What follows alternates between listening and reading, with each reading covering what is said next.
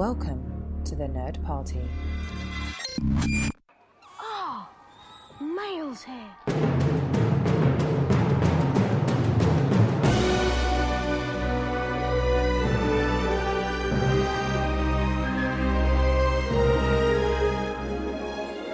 Your Owl Post for the week is freshly delivered, and I am just one of the hosts here, Matthew Rushing, and with me, as she is every single week, the one, the only, Trey Coffman. Yeah, let's do it, guys. I was just describing my daughter's new phrase, which is whenever she wants to do something, she goes, yeah, let's do it, come on, every time. I love it. Yeah, It's good to have enthusiasm. I'm going to start embodying that. Yeah, let's do it, guys. Well, I think it's perfect. You know, I don't know how much enthusiasm there is in this chapter since a lot of things happen. We're at chapter 27, the lightning struck tower, and man, I'm excited to be here because we really are at the end now of this book, and there's just a lot that is about to happen. And I'm excited. I really am. I love this part of every Harry Potter book where all the mysteries are revealed. So, I'm going to preface not all. Okay. Where a lot of the threads most of the mysteries are revealed. The book's specific Another suitor for revealed. the princess. So. This is where we start getting all those, I like to think like all the little locks are going together, the little buckles are buckling together, all the like satisfying snaps are happening, yes. right? I like that you said locks because it reminds me, I just started watching Lock and Key on Netflix, which has nothing to do with the show. Anyway. Yeah, we just totally started watching Witcher. Oh, nice. So, I like Witcher. I hadn't seen The Witcher yet, so. Yeah. Good stuff. Henry Cavill. Yeah, he does a very good job. Although, apparently, just totally going to take this on a sidetrack for a quick second. Apparently, I'll need to find it. There's a 4-minute long YouTube video that's a compilation of all the times The Witcher goes, Yes, yes. Just responds with this like brooding look and this little... Yes, there's So also another one of all the times he says an adult word, so which is pretty funny too. Yeah, I need both of those. Yeah, it's great. So maybe not the adult word I won't share on the thread for this, but I might find the humming because I think that's really funny. There's also a really cool video where Henry Cavill walks you through an entire fight scene. So yes, I have really seen cool. that. So yeah, I've seen that. Anyway, but yeah, that's sorry, what we're total doing. Side note, we totally got tangented on something unrelated to Harry Potter. But it's that's what we're doing while we're quarantined. I was going to say that's just where we're at in this COVID environment. So good times. But we are really excited to get to this chapter. I wanted to say a thank you. We got an email from somebody named Zoe, and they said that they just discovered the podcast a few days ago, and my family are already laughing at me for reading the chapter and listening to the podcast.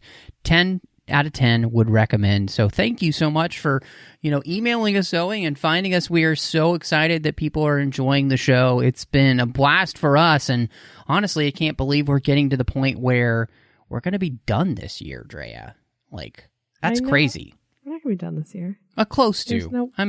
I was going to say, if the next book has 30 chapters, that's 30 weeks, that's half a year. There's no way we're done this year. We're close to being Well, I done. guess we might. Yeah. It's only April. Yeah. So, I don't know. I'll have to actually do the math, and I'm not really good at math, so I'm actually going to have to sit down and see how many weeks we have left and how many weeks of this. But it's close. Anyway, so it's just crazy to think that we've almost gotten through the series, and we're excited to be here. But make sure you find us wherever you get your podcasts and subscribe. If you're on Apple Podcasts, please give us a star rating review and let others know what you think of the show and help them find it by giving them that review to go off of. You can also find us on Twitter at Join Nerd Party. We're on Facebook at facebook.com/The Nerd Party.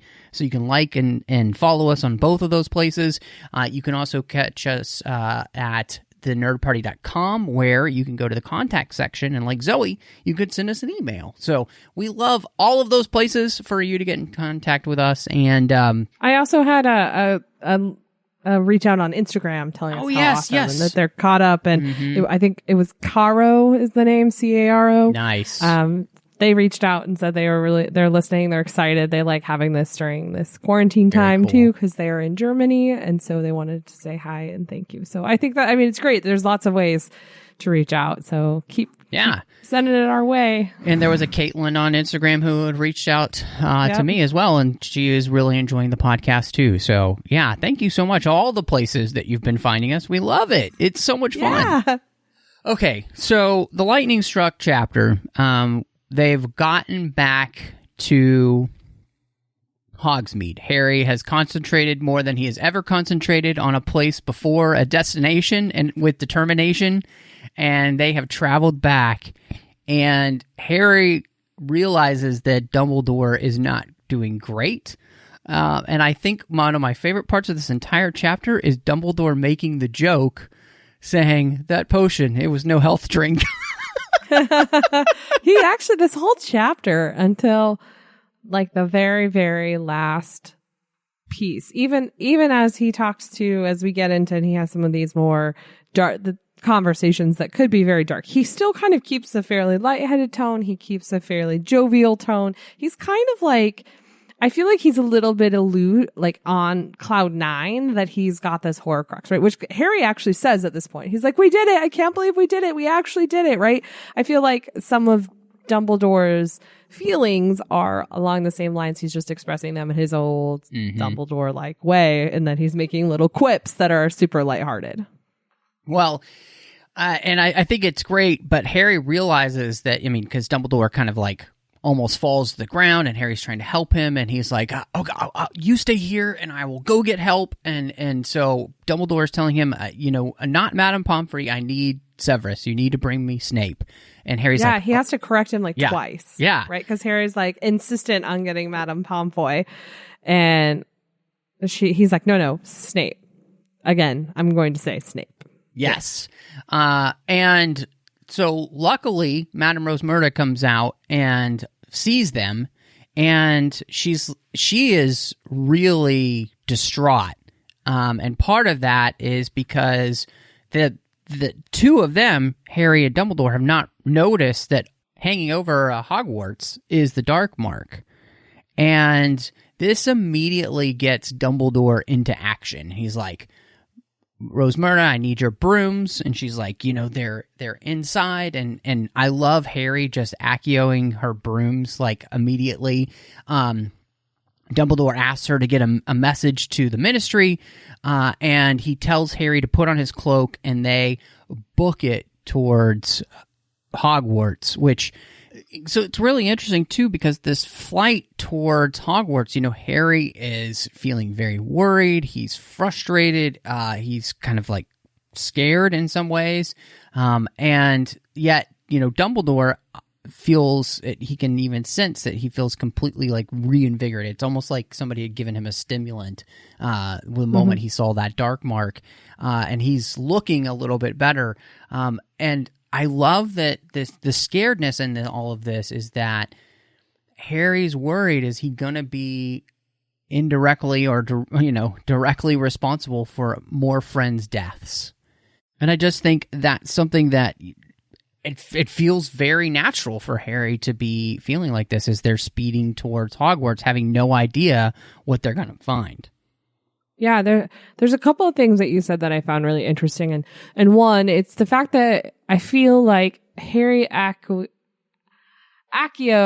his brooms is, I think that's almost like an interesting turning point, because when we think about everything else Harry's done and what you or I as muggles would instinctively do, we'd go inside and get the brooms. That's our first instinct, right? And I think this is one of those instances where his first instinct is magic. And that's such a change for him from what he's grown up with. And it kind of represents to me like a little bit of a turning point where Harry officially is in this world now. You know what I mean? He doesn't have one foot in. He's not still learning about it. Like, this is his world now. And I thought that was really kind of a subtle way to paint that.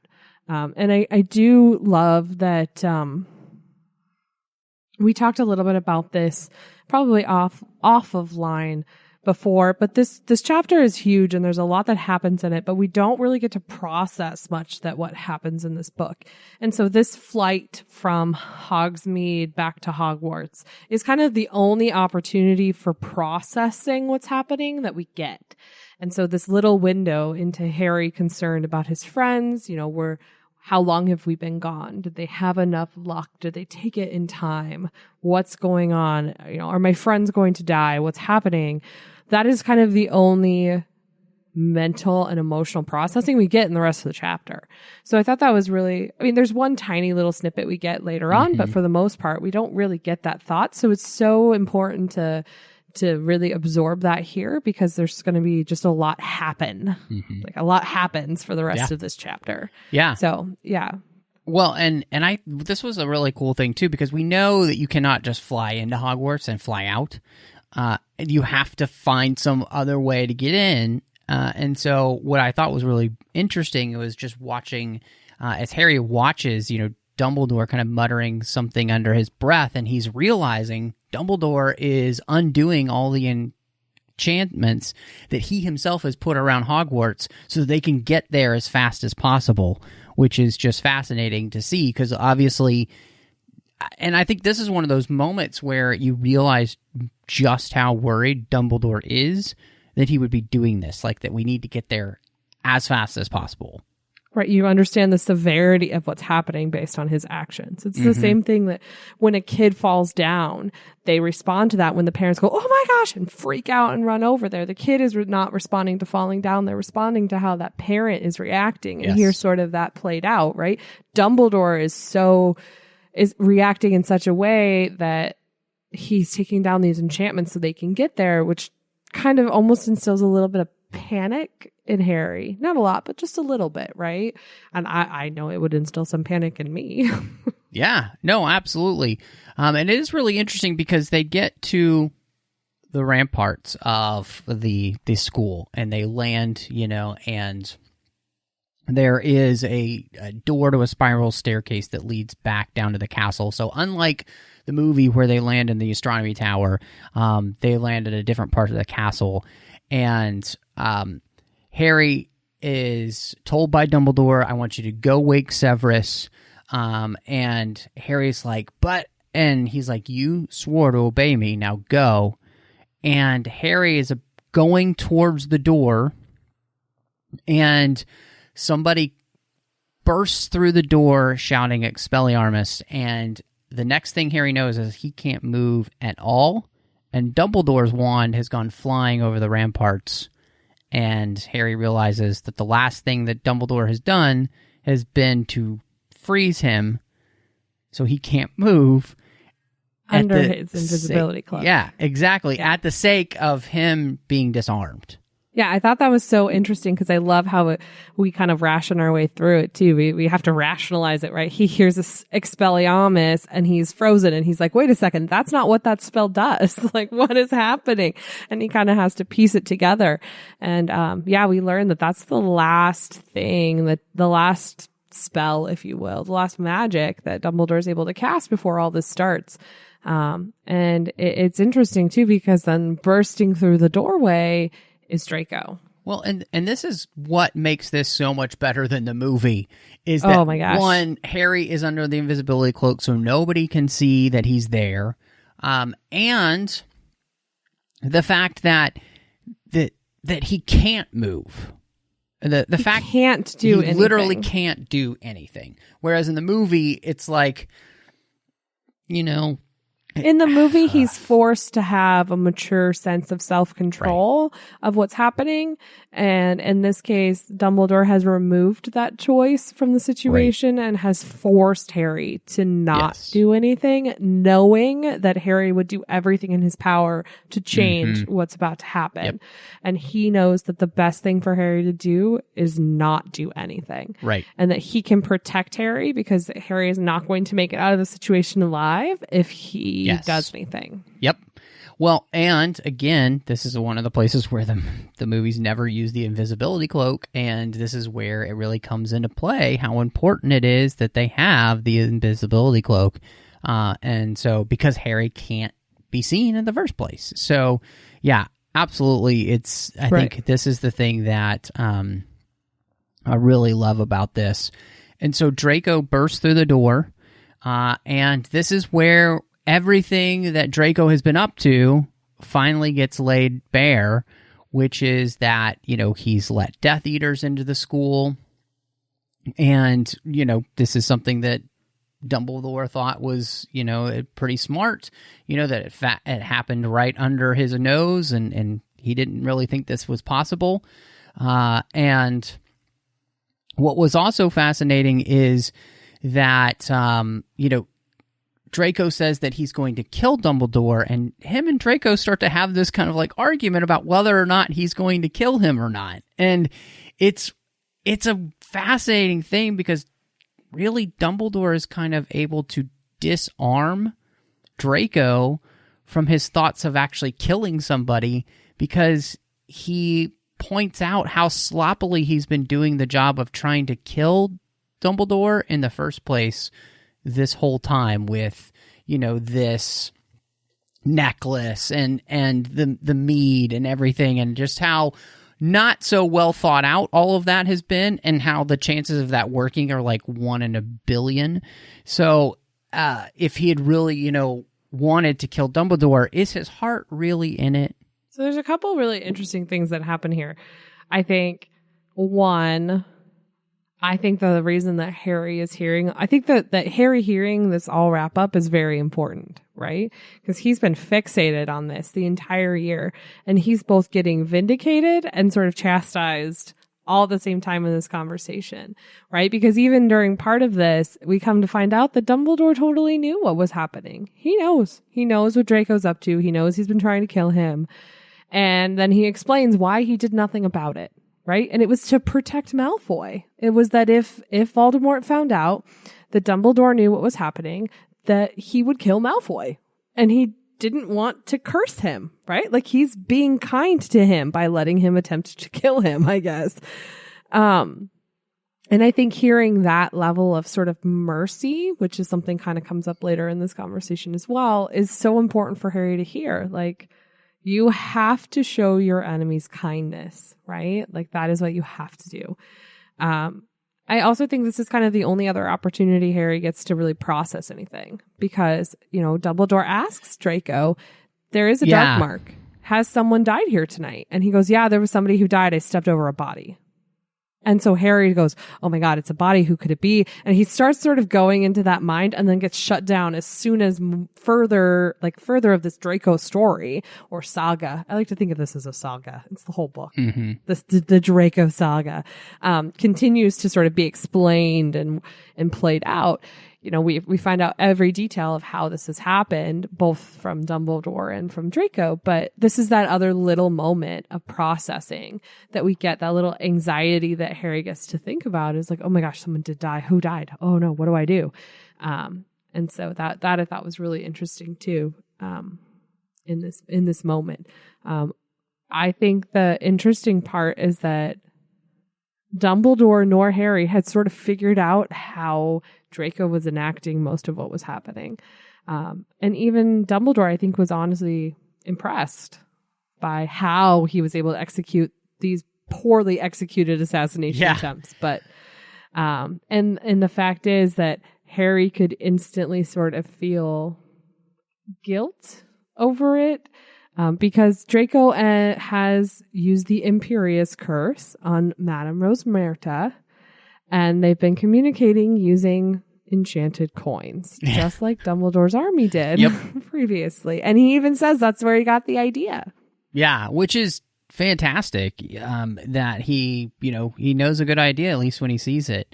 And on top of that, he has been fixing the vanishing cabinets. So there is its twin in Borgin and Burke's, which is why he was there. And we know the vanishing cabinet from last year where Montague had fallen into it and never had returned. And apparently he had been able to escape. And he tells Malfoy that, he'd kind of been bouncing back and forth and he could hear things at the store, he could hear things at the school, and so Malfoy realizes this is the perfect way to get people through the magical enchantments that we had seen Dumbledore, taking away so they could speed toward the castle. So I think Dumbledore is actually more impressed here than he was with Voldemort at the cave, which is pretty impressive. But I think it was also it honestly speaks to, we talk a lot of crap about Malfoy being annoying and how we hate him and things like that. But it also speaks a lot to the actual talent that he does have when it's channeled and when he has the motivation to use it, right? And also has kind of a little bit of a message about when you're really in a tight spot and you've got that pressure cooking on you, what amazing things you can do. Because this is, I mean, he's the only one that figured out to use the vanishing cabinets this way. He makes a point of telling us that because he's an arrogant little prick, but he is the only one to put 2 and 2 together and figure out how to do that, right? There's several things he does here that show skill far beyond his years and far beyond other wizards, and we would be amiss if we didn't acknowledge how talented Malfoy really is and how kind of underrated and underappreciated we've really had for him as a magical character. Yeah. Well, and I mean, there's nothing like a death threat to make you work hard. To motivate you to do something right. Well, the interesting thing here, too, is that, Dumbledore tells him, I've known the whole time basically what's going on and the fact I've had Snape trying to help you. And so they have this argument whether Snape is trustworthy. And, of course, we hear the same thing from Dumbledore about Snape to Draco as he's been telling Harry, is that I completely, trust Snape. And I think the thing that really blew me away here is what you were saying earlier, is that the reason that Dumbledore didn't do anything is because he's been trying to save Malfoy's life all year. That this whole thing is not only about saving Malfoy, but also his family. Because he tells him, he's like, come to the good side, come to the light side. We can keep you safe in ways that Voldemort could never understand. And what he's referring to is that the same thing that was supposed to keep Harry's parents safe. And if Wormtail hadn't been the secret keeper, Voldemort would have never been able to find them. And so he really, we know that Dumbledore is speaking truth here, but Malfoy is so afraid of Voldemort, he just can't hear it. See, and I read this, and I had to read it once or twice, and I had to shut the movie out of my head, because in the movie, he absolutely does not even consider Dumbledore's offer, right? Like, he's scared, he doesn't know what to do, but there's never a moment where he sort of drops his guard and actually seriously considers the offer. But I feel like in the writing in the book, he actually does. That if at that moment the Death Eaters hadn't burst through, he seriously would have considered changing sides. I do think that there is that serious contemplation moment that does not come through the same way in the movie. And well, and there's and it's because I don't think they're ever alone in the movie. Yeah. They all come together. Yep. But I do love, and because all along we hate Draco. Like I've said, he's a prick. We seriously hate him. He calls Hermione a mudblood, and Dumbledore takes the moment to say, please don't use that word around me, right? Things like that. But I find it so fascinating that he's one of those characters where you want to believe he could be good. And this gives you a little bit of hope that he could honestly be a better person if he had different circumstances. And it goes to lead the whole nature versus nurture conversation that will continue until the end of time. But I think, I don't think he's inherently evil the same way that maybe Voldemort is an inherently evil character. Well, and I think, it comes down to Dumbledore saying, it's my mercy, not yours, that matters now. Right. And this is something that which has two meanings, and we can only talk about one right now. But this really has so much more to do with what's about to happen that nobody will understand until the next book, really. So. Well, really to the end of the next book almost, too, till you're most of the way through it. Yeah, the whole situation. I mean, Dumbledore has he's literally gone above and beyond to protect this kid and what he calls his innocence, right? Mm-hmm. He wants to protect.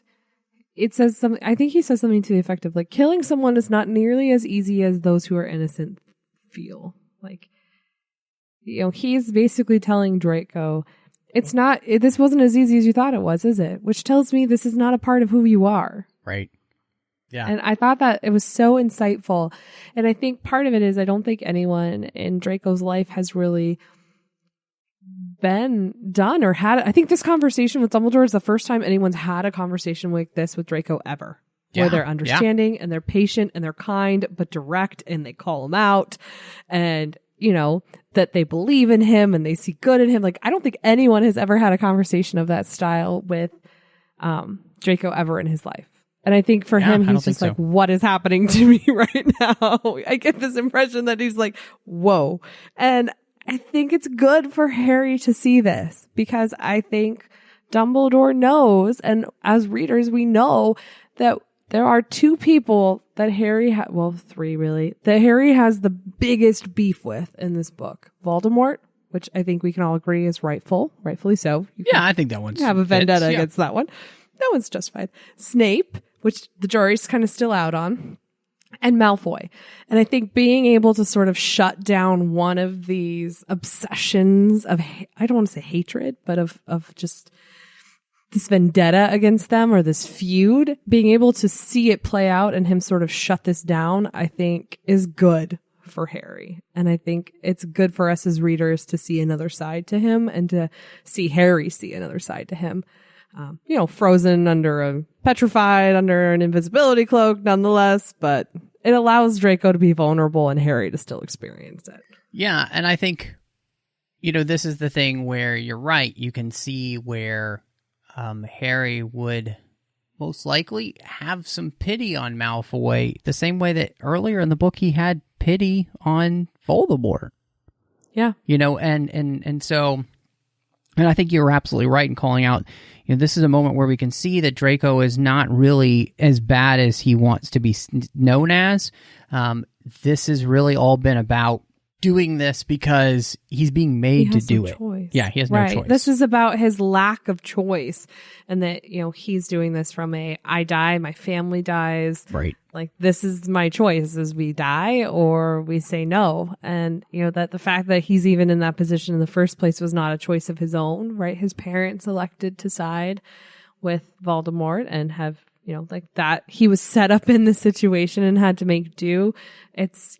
It's hard, right? And the fact that, even Dumbledore points out that these attempts are so half-hearted. Like, his attempts to kill him, even now they have this I think it's something like a 20-minute long conversation or so.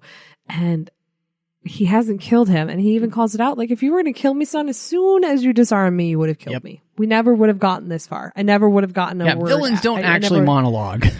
Right. Like, I never would have gotten a word out if you actually wanted to kill me. Yeah. So you're not going to kill me. Like, this is not who you are.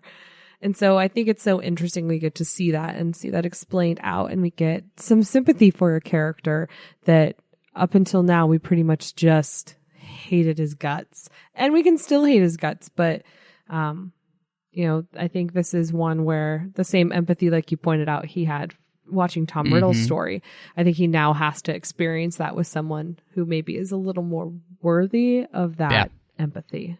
Well, and it's actually interesting because I think it's accentuated when Fenrir comes in and Dumbledore is like, oh, well, look who's here, basically. And I can't believe that Malfoy, would want you here with, all of his friends at school. And we find out that, Malfoy had no idea that he was going to be here.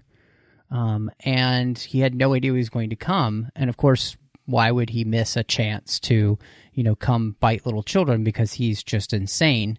Because he's just insane. He really is. I mean, he's been driven to insanity by his bloodlust. Well, and they even point that out. They say something to the effect of, like, it's not even a full moon. Like, your need to kill and your bloodlust has exceeded your mutation at this point. Like, it's not because you're a werewolf. Now it's because you're a monster. Right? Like, there's a difference. So these other Death Eaters are, telling Draco to do it, and other people are like, oh, no, I'll do it. And they're like, no, he has to do it. And the next person to burst through the door is Snape. And they tell him that, they tell Snape that we have a problem. And what happens next is so fascinating because somebody else says Snape's name, and it's not any of the Death Eaters, it is Dumbledore, and he is pleading with Snape. He's saying, Severus, please. Please. And Snape... And it's the first time in this whole situation where Dumbledore appears to actually feel the gravity of what's happening. Yeah, it explains it as, he is pleading. And Snape raises his wand and kills him. At this point, too, I think there's a couple interesting things to point out. One, what you said, is that Snape bursts through the door separate from the rest of the Death Eaters. He comes in on his own, right? Second, it's the fact that he merely says his name and pleads to him. We have no idea what it means. We have no idea if he's scared or what. And the fact that Harry notices a grimaced, angry look on Snape's face as he kills him, which is not necessarily what you'd expect. You'd maybe expect glee or excitement that he gets to do this. He doesn't seem to have the same reaction as, say, Fenrir about the opportunity to kill Dumbledore, right? Like it's kind of this very dark, grim. He's very angry in this moment. And then I do find it really interesting the way they phrase it is that, his body is thrown back and appears to hover underneath this dark mark before it disappears and Harry realizes he can move again. And that's how the chapter ends, folks. And that's all she wrote. And I can remember reading this for the first time and being in tears. I think I was in shock at this point. I think shortly thereafter, as we start the next chapter and we realize what realize what happened, that's when I started to sort of lose it. But like we talked about, this chapter is all about things happening. As we move on to the next chapter, which is Flight of the Prince, I think, we actually get to process what just happened. Yeah. And there's going to be a lot that comes out in the next chapter and throughout the end of the book. So I'm really excited because we do only have 3 chapters left of the Half-Blood Prince. But before we get there, Drea, if anybody wants to hang out with you on Twitter and see what's going on, where can they find you? Sure. If you're like me and you now feel like you can comfortably say Snape killed Dumbledore out loud and not ruin it for anybody, now that we've completed this chapter, you can find me on Twitter at PCFChick or on Instagram at Drea Coffman, and it's Coffman. And you can find me on Twitter, Instagram, Letterboxd, and Vero under the name MattRushing02. I'm also here on the network doing aggressive negotiations with John Mills. Each week we have a Star Wars topic that we're talking about. You can find me on the Trek FM network doing 2 shows. One is called The Orb with Chris Jones. We talk about Star Trek Deep Space Nine. I'm doing the 602 Club, our General Geek Show, talking about all of the fandoms that we love. And last but not least, doing Cinema Stories with my good friend Courtney as we talk about films through the lens of faith. But thank you so much for checking your owl post. Mischief managed.